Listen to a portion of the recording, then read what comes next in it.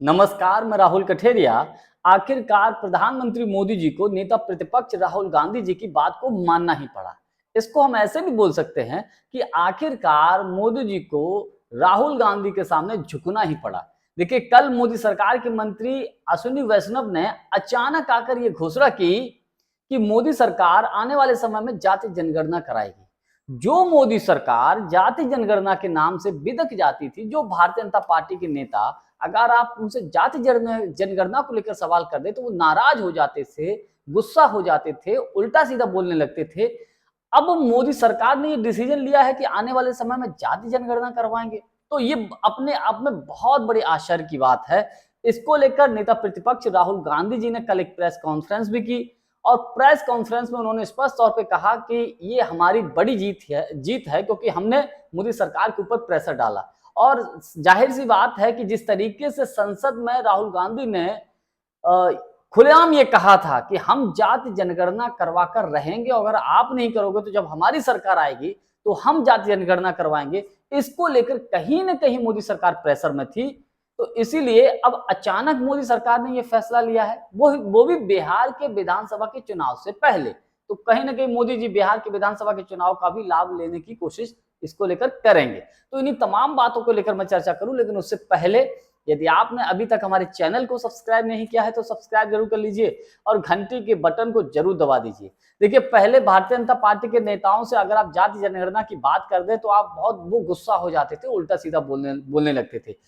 BJP के जो वरिष्ठ नेता हैं नितिन गडकरी साहब ने तो एक बार ये कहा था कि जो करेगा मुझसे जात की बात उसको शायद पड़ेगी लात, इस टाइप से कुछ उनका बयान था। तो ये नितिन गडकरी साहब ने कहा था। और जो लोग जाति जनगणना की बात करते थे तो मोदी जी और तमाम मोदी जी के लोग बहुत उसको बुरा भला बोलते थे।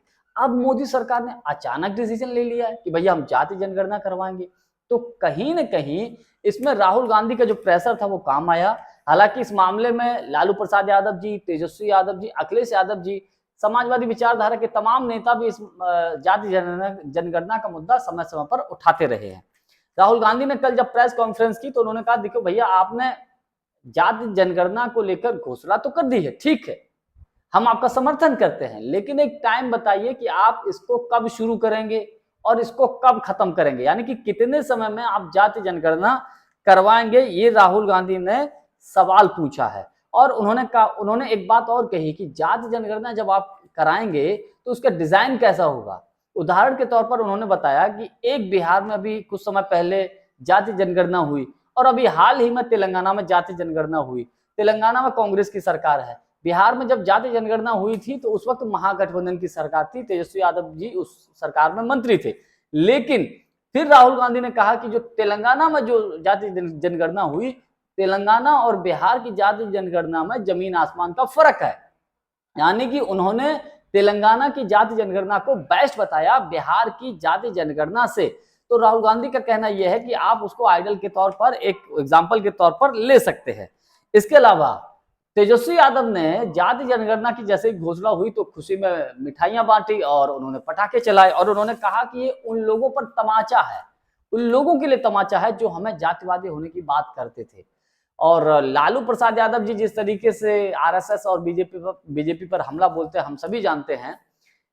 अखिलेश यादव जी ने जो अपना ट्वीट किया है उसमें उन्होंने लिखा है, जाति जनगणना का फैसला 90% पीडीए की एकजुटता की 100% जीत है। हम सबके सम्मिलित दबाव से भाजपा सरकार मजबूरन में ये निर्णय लेने को बाध्य हुई। सामाजिक न्याय की लड़ाई में ये पीडीए की जीत का एक अति महत्वपूर्ण चरण है।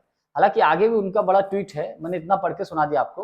तो कुल मिलाकर देखा जाए तो अखिलेश यादव जी, तेजस्वी यादव जी, तमाम सामाजिक न्याय की बात करने वाले लोग और नेता, उन सबकी ये बड़ी जीत है और विशेषकर राहुल गांधी की बहुत बड़ी जीत है। जिस तरीके से उन्होंने खुलेआम जगह जगह पर राज्य दर राज्य जाकर संविधान सम्मेलन करके जाति जनगणना का मुद्दा उठाकर इस कहीं ना कहीं मोदी सरकार के ऊपर भारी दबाव बनाया था और वो दबाव काम भी आया। लेकिन इसके पीछे एक दूसरा एंगल भी है। मेरा अपना व्यक्तिगत मानना यह है कि कश्मीर के पहलगाम में जो आतंकवादी घटना हुई है, उस घटना में ये बहुत दर्दनाक, बहुत दुखद और बहुत गंभीर घटना है। लेकिन कहीं ना कहीं सुरक्षा में बड़ी चूक हुई है। तो सुरक्षा को लेकर जिस तरीके से लोग मोदी सरकार से सवाल पूछ रहे हैं, उसको लेकर सरकार कहीं न कहीं घिरी हुई थी। भले ही नेता प्रतिपक्ष राहुल गांधी जी ने मोदी सरकार को खुलेआम समर्थन कर दिया था इस मामले पर कि आप कड़े से कड़ा एक्शन लीजिए, लेकिन चूक तो हुई है। तो इस मुद्दे से ध्यान हटाने के लिए भी हो सकता है कि जाति जनगणना का अनाउंसमेंट करवा दिया गया है, वरना मोदी जी की घोषणाओं के बारे में तो आप जानते ही हैं। 2 करोड़ हर साल युवाओं को रोजगार मिलेगा, 15-15 लाख आएंगे, जाने क्या-क्या घोषणाएं की थी। कहीं ऐसा ना हो कि आने वाले समय में ये भी अपने आप में सिर्फ और सिर्फ एक घोषणा बन के रह जाए। जानकारी हमारी आपको कैसी लगी? कमेंट्स करके हमको जरूर बताइएगा। बहुत बहुत धन्यवाद। नमस्कार।